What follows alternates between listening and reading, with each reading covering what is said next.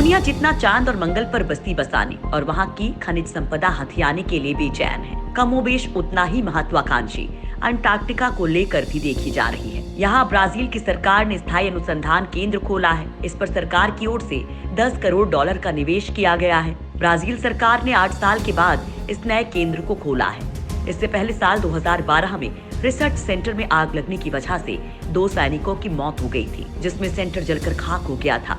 Brazil ने ये project Antarctica के दक्षिण में सबसे बड़े द्वीप किंग जॉर्ज पर बनाया है। इसका क्षेत्रफल 48,500 वर्ग फुट है। अनुसंधान केंद्र का नाम कोमांडेट फेराज अंटार्कटिका स्टेशन रखा गया है। ब्राजील नेवी ने बताया कि इस अनुसंधान केंद्र को 2 दिन पहले शुरू किया जा चुका है। 30 देश कर रहे अंटार्कटिका में अनुसंधान।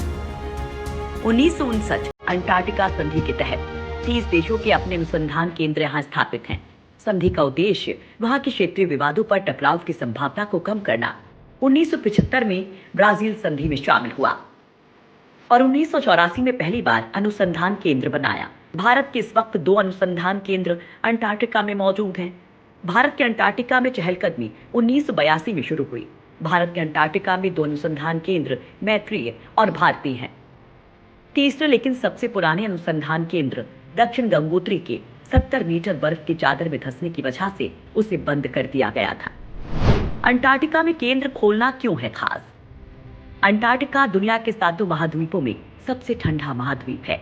सबसे दुर्गम क्षेत्र माने जाने वाले इस क्षेत्र में 200 किलोमीटर प्रति घंटे की रफ्तार से बर्फीली हवाएं चलती हैं। यहाँ इंसान का बसना मुश्किल है। इस महाद्वीप का कुल क्षेत्रफल 1.4 करोड़ वर्ग किलोमीटर है। इसे ठंडा रेगिस्तान भी कहा जाता है। अनुसंधान की नजर से ये इलाका इसलिए महत्वपूर्ण है क्योंकि वहाँ कई वैज्ञानिक प्रयोग किए जा सकते हैं। वैज्ञानिकों ने पृथ्वी की चुंबकीय विशेषताओं, मौसम, सागरीय हलचलों, जीवों पर सौर विकिरण के प्रभाव और भूगर्भ विज्ञान से संबंधित प्रयोग किए हैं। भारत समेत कई देशों ने अंटार्कटिका में स्थायी वैज्ञानिक केंद्र स्थापित किए हैं। चीन, Brazil, Argentina, Korea, Peru, Poland, Uruguay, Italy, Sweden, America और रूस इनमें शामिल हैं। वैज्ञानिकों का मानना है कि अंटार्कटिका में 900 से भी ज्यादा तत्वों की महत्वपूर्ण खानी है। सीसा, तांबा और यूरेनियम जैसे पदार्थ इनमें से कुछ हैं। 2012 में अंटार्कटिका में लग गई थी आग। 2012 में ईंधन के रिसाव की वजह से अंटार्कटिका के रिसर्च सेंटर में आग लग गई थी, जिसमें 2 सैनिक मारे गए थे। साथ ही अनुसंधान केंद्र भी जलकर खाक हो गया था। ब्राजील के वैज्ञानिक अस्थायी रूप से दूसरे देशों के अनुसंधान केंद्रों पर काम करते रहे थे।